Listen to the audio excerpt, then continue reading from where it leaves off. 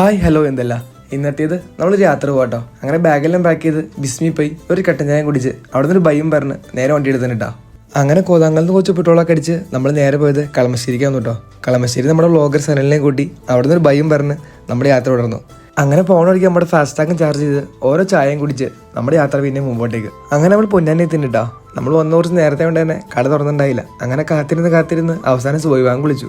നേരെ പള്ളിയിലകത്ത് കയറി. മലബാറിലെ മക്ക എന്നറിയപ്പെടുന്ന പൊന്നാനി വലിയ മസ്ജിദിലാണ് നമ്മുടെ ഇന്നത്തെ സുബൈ നിസ്കാരം. AD 1510 ഷെയ്ഖ് സൈനുദ്ദീൻ മഖ്ദൂം തങ്ങൾ ഈ ഒരു പള്ളി പണിയേൽപ്പിച്ചിട്ടാ. ഒരു തേക്കിന്റെ മരം കൊണ്ടാണ് നമ്മുടെ ഈ പള്ളിയുടെ മുഴുവൻ പണികളും തീർത്തത്.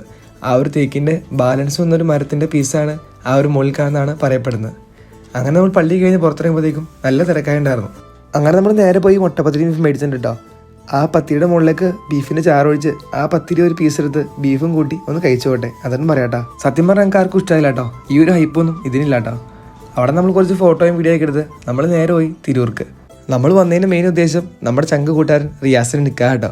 അങ്ങനെ നമ്മൾ വഴിയൊക്കെ തപ്പി പിടിച്ച് അവസാനം അവൻ്റെ വീട്ടിലെത്തിയിട്ടുണ്ട്.